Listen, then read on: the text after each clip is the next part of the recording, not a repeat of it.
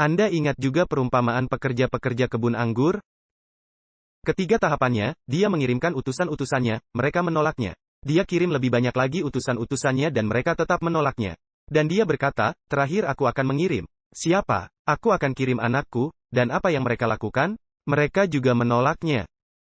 Lalu setelah Yesus menceritakan perumpamaan ini, dia berkata, kerajaan Allah akan diambil daripadamu, dan diberikan kepada suatu bangsa yang akan menghasilkan buah kerajaan itu. Siapakah bangsa yang menghasilkan buah dari kebun anggur itu? Ini akan sangat jelas besok jika sekarang masih belum jelas, waktu kita mempelajari bagian kedua nubuatan 70 minggu ini, yang berhubungan dengan pengabaran Injil di kalangan bukan Yahudi. Lalu Anda lihat setelah Yesus menceritakan perumpamaan para pekerja kebun anggur, dia mengumumkan celaka kepada para ahli Taurat dan orang Farisi. Dan dia berkata, penuhilah cawannya. Cawannya sudah penuh. Tapi kita lihat Yesus berkata, aku masih akan mengirim orang-orang bijak kepadamu. Dan aku masih akan mengirim nabi-nabi kepadamu. Karena nubuatan 70 minggu ini belum berakhir saat Yesus ditolak. Nanti berakhir 3,5 tahun kemudian. Apakah Anda paham atau tidak? Jadi masih ada 3,5 tahun masa kemurahan bagi bangsa Yahudi walaupun setelah penolakan itu. Lalu Yesus setelah memberitahukan celaka bagi para ahli Taurat dan orang-orang Farisi, di dalam Matius 23 ayat 38. Yesus meninggalkan bait suci. Sang Shekinah meninggalkan bait suci. Dan dia berkata, rumahmu ini telah ditinggalkan kepadamu. Bagaimana? Sunyi, terlantar. Bukankah ini kata yang sama, yang dipakai di Daniel 9? Jelas. Rumahmu ini akan ditinggalkan sunyi, terlantar. Dengan kata lain, Shekinah telah meninggalkan bait suci. Dan sekarang kemana Yesus pergi duduk? Seperti ketika penghancuran pertama kalinya. Dia pergi duduk di Bukit Zaitun. Lalu dia mulai berbicara mengenai apa? Dia mulai berbicara mengenai penghancuran apa? Penghancuran Yerusalem. Sebab penolakan mereka terhadap Mesias. Apakah Anda memahaminya atau tidak? Apakah nubuatan ini tentang antikristus masa datang setelah pengangkatan? Dengarkan baik-baik apa yang telah dilakukan oleh dunia Kristen. Pertama, mereka telah membebaskan bangsa Yahudi dari kesalahan membunuh Mesias.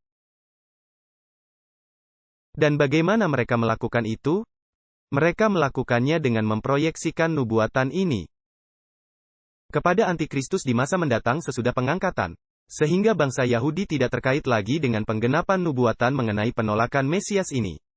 Hal kedua yang mereka lakukan adalah, dengan mengatakan, bahwa nubuatan tanduk kecil ini merujuk kepada antikristus di masa depan. Mereka telah membebaskan gereja Roma Katolik dari dosa membunuh tubuh Yesus Kristus, yaitu umatnya. Jadi pada dasarnya dengan mengarahkan nubuatan ini ke masa depan, mereka tidak melihat lagi kesalahan bangsa Yahudi sebagai suatu bangsa, dan kesalahan kepausan Roma Katolik yang menganiaya umat suci yang maha tinggi.